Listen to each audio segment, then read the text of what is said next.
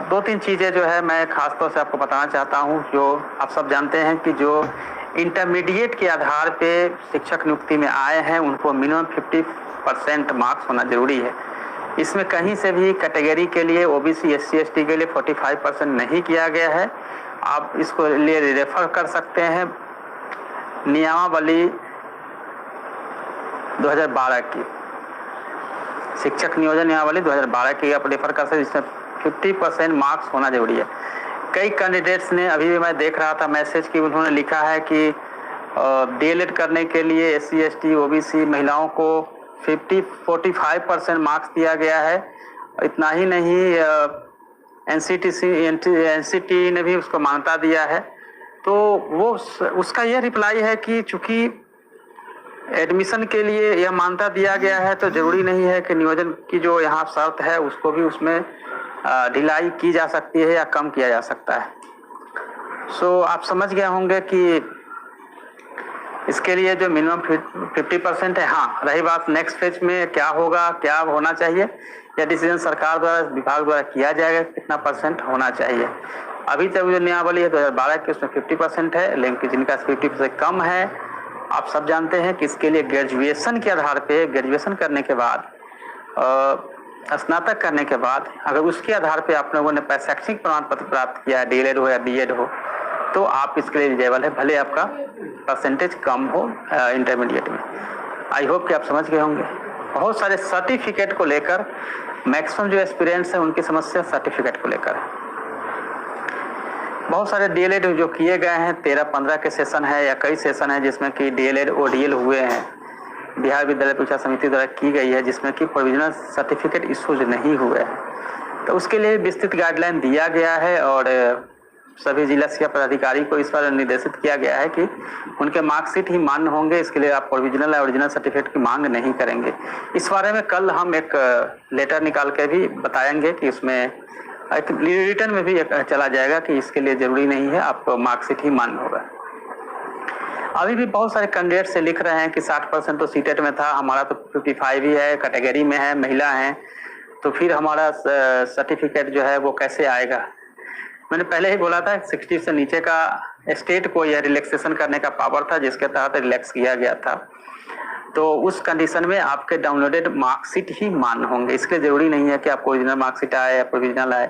तो वो भी आप जानते हैं कि इस बारे में निर्देश जो है दिया जा चुका था।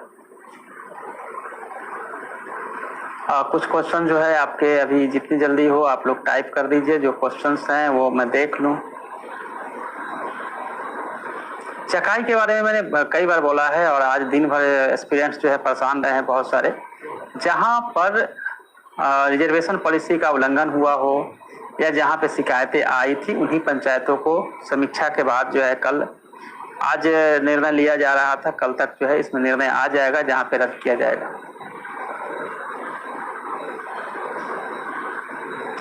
पलासिंग में सेटिंग हो रहा है? बिल्कुल नहीं हो रहा है, क्योंकि पलासिंग में लास्ट टाइम अंतिम समय में रद्द किया गया था। इस बार हम लोग देखिए, सेटिंग का जहां तक सवाल है, सेटिंग नहीं हो पाएगा क्योंकि इस वीडियोग्राफी है, माइकिंग की व्यवस्था है, हेल्प डेस्क सेंटर्स हैं और कोई करता भी है। बाई चांस अगर गलती से किसी ने कुछ लगा भी लिया तो आप देखे हैं कि जहां भी गलती हुई है, जहां पकड़ी गई है, उसको रद्द कर दिया गया है। तो कोई चांस नहीं है कि कोई भी इस तरह की प्रक्रिया को कर सके। सुचारू रूप से बहाली की प्रक्रिया, काउंसलिंग की प्रक्रिया चल रही है। अभी जो फाइनल मेरिट लिस्ट आ रही है उसमें दो तरह की चीजें है। फाइनल मेरिट लिस्ट जो दिव्यांगजन के साथ है उनका तो आ ही रहा है, और जो फर्स्ट फेज में कैंसिल कर दिए गए थे उसकी तैयारी हो गई है। तो उन नियोजन इकाइयों की भी काउंसलिंग कराई जाएगी। रही भाई दरभंगा, मधुबनी या बाकी जिले का, तो एक सूचना आप लोगों के लिए है कि हम इस सोशल साइंस के लिए, SST के लिए डेट जो है अलग कर रहे हैं, और दोनों में, जैसे नगर निकाय में भी और प्रखंड लेवल पे भी। तो मुझे लगता है कि आपकी जो मुख्य जो समस्या थी उसका निदान भी हो गया।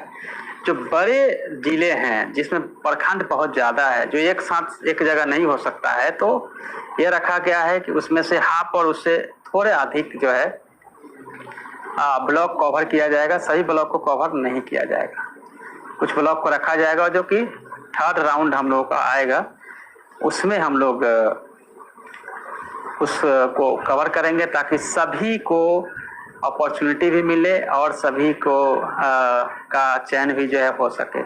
तो कैंडिडेट्स के हिसाब से सब कुछ जो है वो तय किया गया है। कल इस बारे में जो है अधिसूचना आप लोगों को मिल जाएगी सेकेंड हाफ में, तो परेशान मत होइए।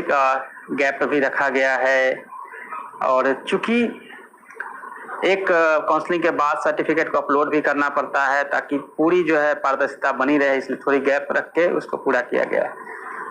और पहले की तरह इस बार भी पूरी वीडियोग्राफी होगी, माइकिंग होगी और जो थोड़ी बहुत कमी रही है फर्स्ट राउंड में उसको सेकेंड राउंड में नहीं होने दिया जाएगा। तो सेकेंड राउंड और भी कंप्लीटली जो है वो डिफरेंस और बेटर और जो एक्सपीरियंस रहा फर्स्ट राउंड से सेकेंड राउंड में और भी, तो उसकी सख्ती जो है आप लोगों को देखने को मिलेगी। FIR जो है वो आप सब जानते हैं बड़ी संख्या में हुई है और फर्जी भी पकड़े गए हैं, बाद में भी फर्जी पकड़े गए हैं, उनको भी जो है कैंसिल किया गया, उनको हटाया गया।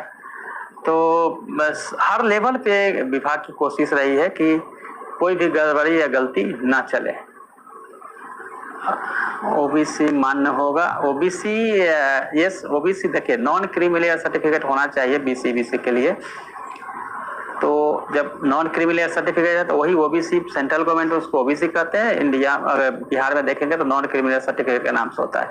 सर्टिफिकेट को लेकर एक और भी डाउट्स आपका क्लियर कर देता हूं कि सर्टिफिकेट आप सोचते हैं कि कोई कास्ट का सर्टिफिकेट अनुमंडल से होना चाहिए, नॉन क्रिमिनल अनुमंडल से या DM के लेवल पे होना चाहिए। No need.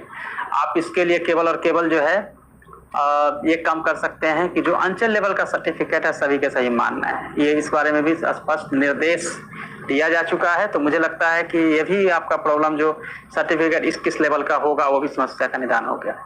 दूसरा है कि बहुत सारे ऐसे कैंडिडेट्स हैं जिसका 2019 का सर्टिफिकेट है, फिर वो कहते हैं कि अप टू डेट हमको जो है सर्टिफिकेट चाहिए, अप टू डेट सर्टिफिकेट चाहिए।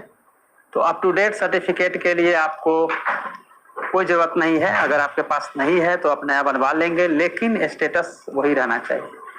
तो अप टू डेट सर्टिफिकेट कोई जरूरत नहीं। 2019 की चूंकि काउंसलिंग हो रही है तो 2019 का ही इसमें मान्य होगा।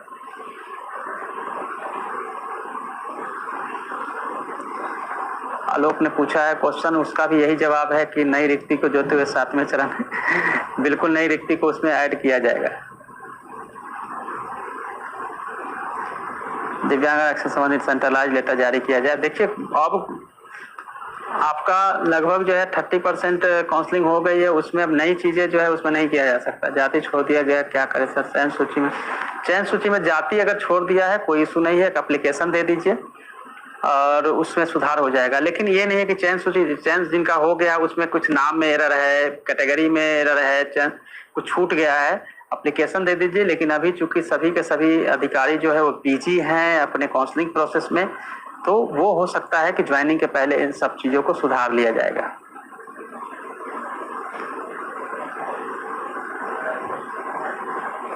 नाम बोलने की प्रक्रिया 3 बार हो तो कैसे बोली जाएगी? 1 से लेकर पहले बुला लिया जाएगा 1 से 50, उसके बाद 1 2 3 4 जो होगा उस नाम से बोलते जाएंगे। कौन कौन यहाँ पे अवेलेबल है उसके सीरियल वाइज उनको बुलाया जाएगा।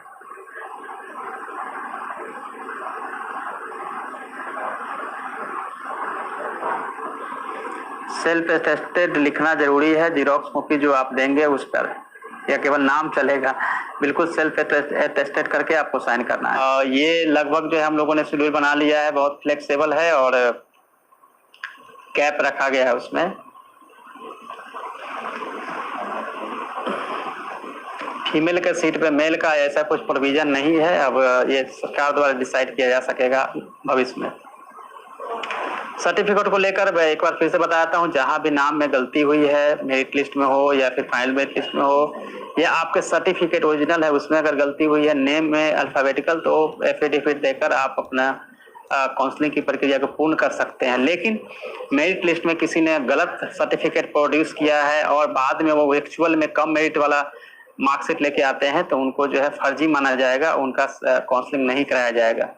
कई जगह से शिकायत आई थी कि ऐसा भी हुआ है कि 80% पे किया गया, बाद में जो ओरिजिनल सर्टिफिकेट लेकर उन लोगों ने काउंसलिंग करवाया। ऐसा नहीं हो पाएगा। क्योंकि जब उकाड़ा जा रहा है और कहीं से भी कुछ भी अगर लगेगा कि अनियमितता की गई है तो कोई भी नहीं बच पाएगा। और हम लोगों ने पंचायत सचिव पे भी एफआईआर, नियोजन इकाई पे भी एफआईआर का ऑर्डर दे रखा है। अब जिनका सिलेक्शन हो गया है वो भी परेशान है कि अब ज्वाइनिंग कब मिलेगा। ये पहले सेकेंड राउंड और थर्ड राउंड भी जब पूरा हो जाएगा काउंसलिंग, फिर सर्टिफिकेट चेक होने के बाद, बार बार मैंने कहा है, सर्टिफिकेट चेक होने के बाद आपका एक बार सिलेक्शन हो चुका है, अब ज्वाइनिंग लेटर ही मिलना है, जिसको नियोजन पत्र कहते हैं। बट ये अभी आपको जानना बहुत जरूरी है कि नियोजन पत्र आपको मिल जाएगा समय से, इसमें कोई दिक्कत नहीं आएगी कि नियोजन पत्र में आपको दिक्कत हो रही है। वैसे भी कोई भी रिजल्ट आता है तो 2-3 महीने तो लग ही जाते हैं, उसके बाद ही ज्वाइनिंग लेटर आती है।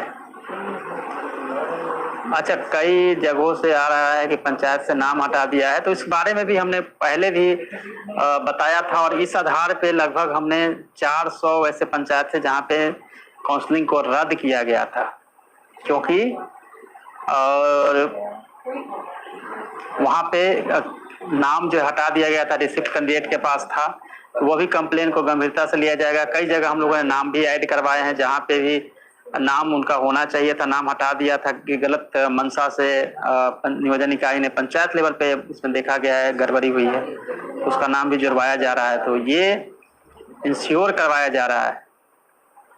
प्रोविजनल में एफआईआर लिस्ट में नहीं है, बिल्कुल आपको आपत्ति दिए होंगे और आपत्ति देकर उसको ठीक करवाइए। फिर भी कोई शिकायत आती है मेरे चैट बॉक्स में या फिर कंट्रोल रूम जो मैंने बताया था 2215-181 पर आप अपना कंप्लेन देकर आप रजिस्टर्ड करवा सकते हैं। थर्ड राउंड की मैं बात कर रहा हूँ। थर्ड राउंड जो है वो third week of August, third week fourth week में हम लोग स्टार्ट कर देंगे। पहले हम लोग सेकेंड राउंड में जा रहे हैं, थर्ड राउंड जो है इसी मंथ में अगस्त महीने में थर्ड राउंड होगी।